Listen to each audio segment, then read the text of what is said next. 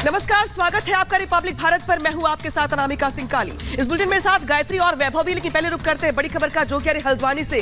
हल्द्वानी हिंसा में सपा नेता का भाई गिरफ्तार हुआ है। जी हां, जिस तरीके से हल्द्वानी उसके बाद पुलिस की ओर से एक्शन लिया जा रहा है और अब खबर दरअसल ये आ रही कि समाजवादी पार्टी के नेता का भाई इस पूरे मामले में, हिंसा मामले में गिरफ्तार हुआ है। जावेद सिद्दीकी की गिरफ्तारी हुई है यहां पर और उस पर पुलिस को धमकाने का आरोप है। जावेद सिद्दीकी नाम का ये सपा नेता का भाई है ये, जो इस पूरे मामले में इसकी गिरफ्तारी हुई है। उत्तराखंड सपा के प्रभारी का भाई है ये और इस पर पुलिस को धमकाने का आरोप है। लिहाजा गिरफ्तारियों का जो दौर देख रहे हैं आप, वो लगातार चल रहा है।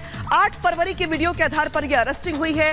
रिपब्लिक भारत के पास धमकाने का वीडियो भी मौजूद है। समाजवादी पार्टी के नेता का भाई गिरफ्तार किया गया हिंसा मामले में। और आपको याद होगा किस तरीके से जब यहाँ पे हिंसा की गई थी, आगजनी की गई थी, तोड़फोड़ की गई थी, इसके बाद की जो वीडियो फुटेज है उसके आधार पर पुलिस ने कई टीमें बनाई है। लगातार कार्रवाइयों का दौर चल रहा है और इस बीच बड़ी खबर ये कि 8 फरवरी की वीडियो के आधार पर समाजवादी पार्टी के नेता के भाई की गिरफ्तारी की गई है और इस पर पुलिस को धमकी देने का, धमकाने का आरोप है।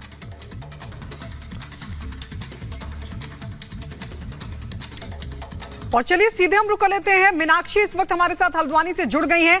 मीनाक्षी, क्या और जानकारी मिल पा रही है? वीडियो में क्या कुछ है और किस तरीके से ये दंगे को भड़काने की कोशिश कर रहा था, कोई जानकारी मिल पाई है?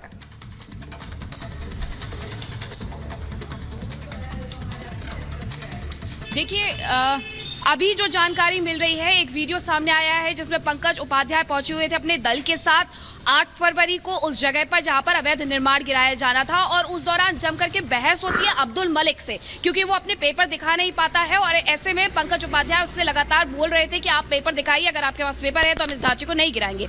दूसरी तरफ जो गिरफ्तारी की बात सामने आ रही है, समाजवादी पार्टी के कार्यकर्ता और नेताओं का घर भी उस जगह पर है वनभूलपुरा में, जिसमें एक नाम है अब्दुल मतीन का, जो कि सपा के कार्यकर्ता बताए जाते हैं, नेता बताए जाते हैं। उनके भाई हैं जावेद सिद्दीकी, जिन्हें अब हिरासत में भी लिया गया है, अरेस्ट किया गया। दरअसल उनसे पूछताछ की जा रही है और उसके साथ साथ 2 निवर्तमान पार्षद हैं जिनसे पूछताछ की जा रही है। ये वही 5 लोगों की लिस्ट में शामिल हैं जिन्हें गिरफ्तार किया गया है, इनसे पूछताछ की जा रही है, जिसमें सपा नेता अब्दुल मतीन का भाई जावेद सिद्दीकी है। उसके अलावा 2 निवर्तमान पार्षद है, उनसे भी पूछताछ की जा रही है। 2 अन्य लोग हैं जिनसे पूछताछ की जा रही है और ऐसे में पंकज उपाध्याय का भी अब यहाँ पर ट्रांसफर कर दिया गया है। उन्हें ऊधम सिंह नगर एडीएम बना दिया गया है वनभूलपुरा में, जो इस तरीके से वो पहुंचे हुए थे। और उसके बाद जब कल रिपब्लिक भारत ने उनसे खास बातचीत की थी, उन्होंने कहा था कि वनभूलपुरा में वो एक बार फिर से जाएंगे। हमने उनसे सवाल किया था कि आपकी तैयारी पूरी नहीं थी, आपने एलआईयू की जो रिपोर्ट थी उसे निगलेक्ट किया और उसके बाद आप पहुंचते बिना तैयारी के। उनका कहना था कि हम जंग लड़ने के लिए नहीं गए थे, हम कार्रवाई करने के लिए गए थे। और बिल्कुल मीनाक्षी, और ये जो तमाम अपडेट्स आप दर्शकों तक पहुंचा रही हैं, ये बताने के लिए भी काफी है कि कहीं ना कहीं से प्रशासनिक चूक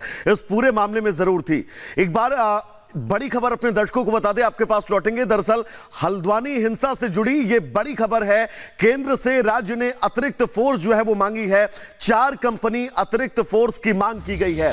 सीएस ने राधा रतूड़ी केंद्रीय गृह मंत्रालय को ये चिट्ठी लिखी है और अतिरिक्त पैरामिलिट्री फोर्सेस की जो है वो मांग की गई है। दरअसल वनभूलपुरा का वो अति संवेदनशील इलाका, उस इलाके में पूरी तरह से शांति व्यवस्था को बहाल करना तो चुनौती है ही, साथ ही चुनौती ये भी है कि जो चिन्हित आरोपी हैं उन सभी लोगों तक पहुंचा जा सके। सक्रिय और तंग गलियों के बीच कैसे अपने इस ऑपरेशन को पुलिस प्रशासन अंजाम दे, ये बड़ी चुनौती हो और इसी चुनौती को अनामिका समझते हुए यहां पर अतिरिक्त फोर्सेस की मांग की गई है। तो जिस तरीके से आगजनी और हिंसा के हवाले कर दिया गया पूरे के पूरे इलाके को, उसके बाद से वहां पे शांति व्यवस्था को बहाल करना अपने आप में चुनौती बनी हुई है। लिहाजा पुलिस की ओर से जहां पे एक तरफ एक्शन लिया जा रहा है, कई टीमें बनाई जा रही हैं।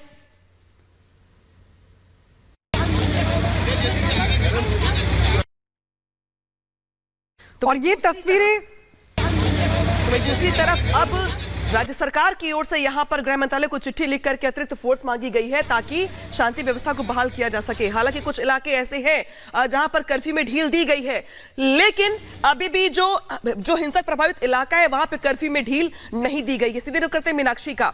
मीनाक्षी, अभी भी कुछ इलाके ऐसे हैं जहां पर ये लग रहा है कि अभी भी गहमा गहमी बनी हुई है, ज्यादा फोर्स की जरूरत है, ये राज्य सरकार ने मान लिया है।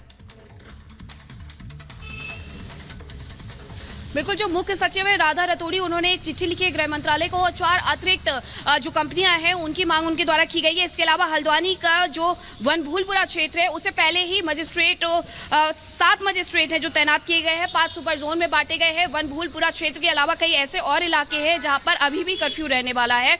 वनभूलपुरा से लगता है हल्द्वानी का मेन मार्केट जहां पर कर्फ्यू रहेगा, बंद रहने वाला है। उसके बाद लगता है तिकोनिया, 3 पानी और उससे थोड़ा सा और आगे जाकर के ग्वालापार है, वहां पर भी इसी तरीके से स्थिति रहने वाली है।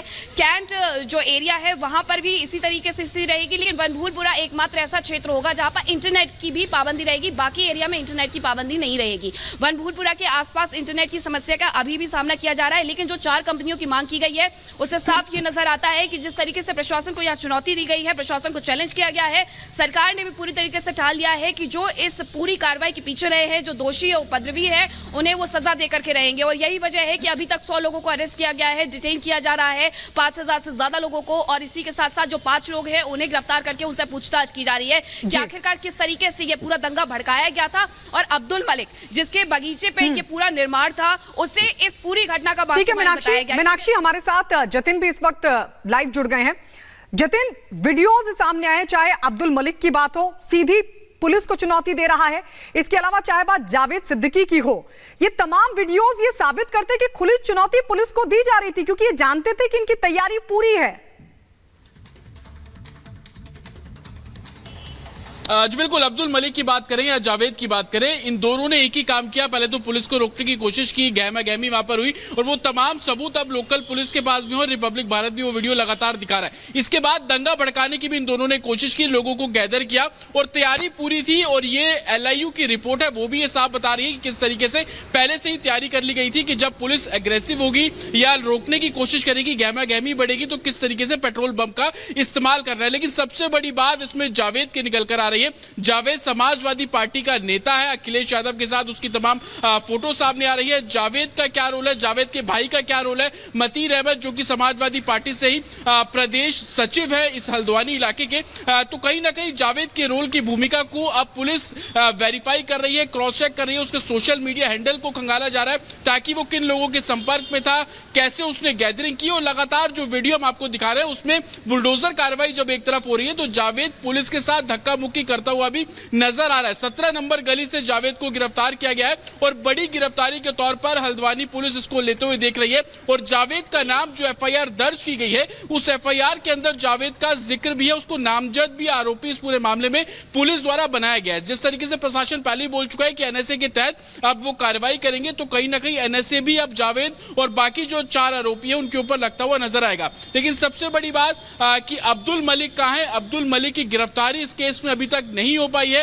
अब्दुल मलिक ने ही अतिक्रमण किया था, कब्जा किया था और लगातार, और जतिन ये तय भी है अब्दुल मलिक की गिरफ्तारी अगर होती है तो पुलिस को तमाम सुराग और तमाम राज जो है उनसे पर्दा हटेगा और आगे इस केस में जो है वो आगे कार्रवाई जो है वो और स्पष्टता के साथ की जाएगी। मीनाक्षी, मैं आपके पास आना चाहूंगा क्योंकि वो तस्वीरें आप याद करिए जब थाना हल्द्वानी के अंदर तकरीबन 30 से 40 पुलिसकर्मी जो हैं वो चोटिल बैठे हुए थे और वो इस बात का जिक्र कर रहे थे कि पुलिस के इकबाल पर ये चोट है। अब उस पुलिस के इकबाल को दोबारा मजबूत करने के लिए आगे कितनी और सख्त कार्रवाई की जा सकती है, आगे की रणनीति क्या होगी प्रशासन की, शासन की?